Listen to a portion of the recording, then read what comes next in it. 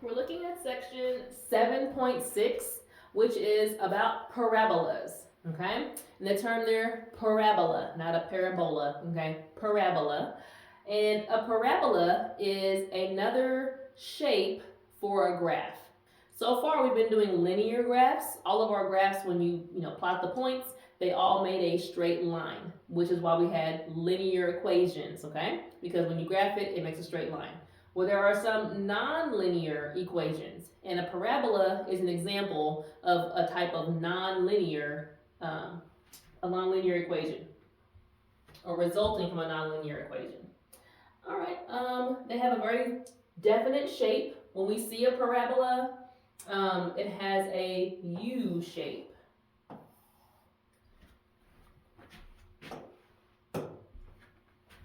So if this was my Cartesian plane and I had a parabola, it could go this way, okay, kind of a U shape, but they don't have to. They can be located anywhere on the graph. They don't have to go through the middle. They could even be upside down, okay, look kind of like a frowny face. As long as it has that U shape, we typically refer to it as a parabola. And the equation for that, the standard form of the equation, looks like, well, I guess it's not standard form, but one of the formats of it is y equals ax squared plus bx plus c, okay? And one of the ways you'll know that this is supposed to be a U shape or a parabola is because it now has an exponent. All the ones we saw before, that y equals mx plus b, there was no exponent given on the x. The exponent of 2 indicates that we're going to have a U shape or a parabola. Now, so far we've seen that x and y are variables. A, B, and C here represent some numbers, and we're going to call those, label those constants. So A,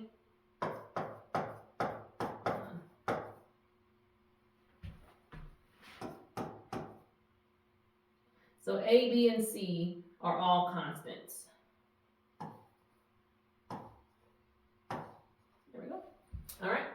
And x's and y are going to be the variables, so they'll actually still be those letters x and y. So the best way for us to graph a parabola for what we know so far is going to be to go back to our t-chart, okay? But instead of having just 3 points, we're going to now go to 5 points, because I'm going to need to see, some positive and some negative values for x.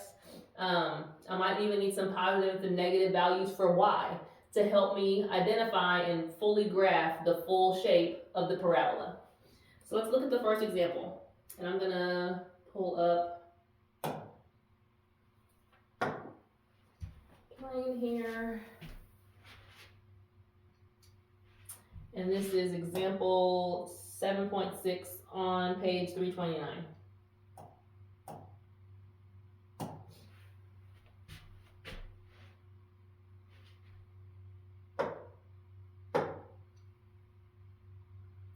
Let's see, let me go back with black.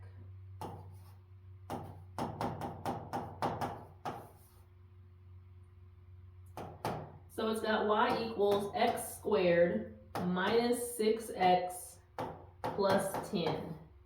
So this is the formula.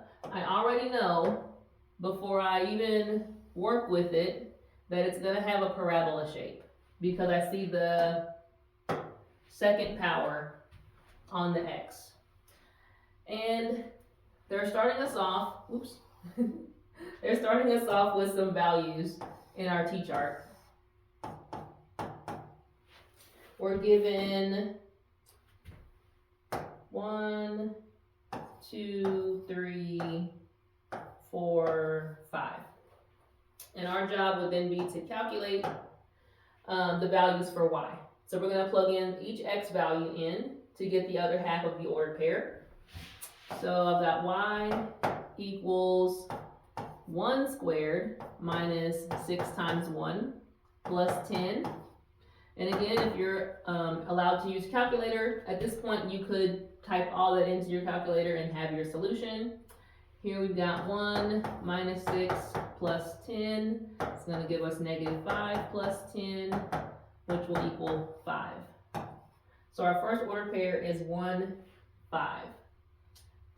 Another ordered pair, we'll plug in 2 this time for x squared, for x, so it's 2 squared minus 6 times 2 plus 10. So now I have, again, I can type it in or calculate it. 4 minus 12 plus 10, negative 8 plus 10, positive 2. Okay, so same thing we'll do for each of these, and you can see they also have it worked out in the example for the text. I'm going to go ahead and fill these in. We know if we plug in 3, we'll end up with 1, 4, we end up with 2, and 5, we end up with 5.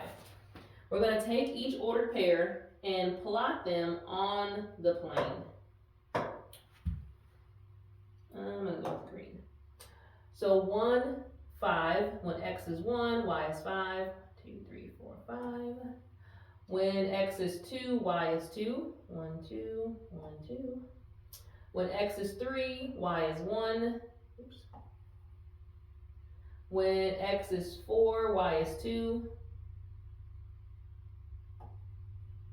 And when x is 5, y is 5. Alright, so other than my little extra dot there, we can see a parabola shape.